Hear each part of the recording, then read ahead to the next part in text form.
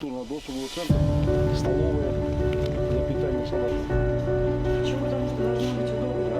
Всем равняется. Все закупается, ставится.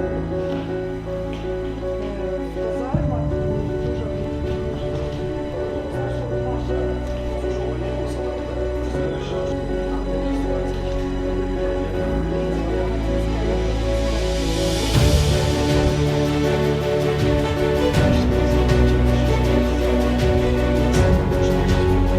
Сегодня посетила воинские части, непосредственно находящиеся в городе Атар.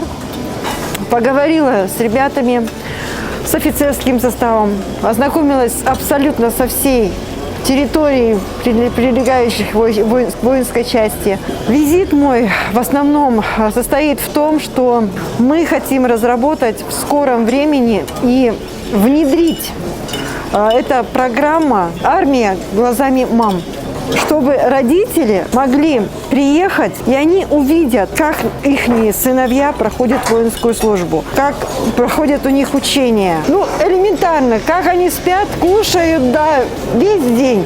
Вот они пробудут именно со своими сыновьями весь день. На этой почве, да, мы хотим донести до мам, что армия – это безопасно, что ваши дети в безопасности, они сытые, обутые, одетые.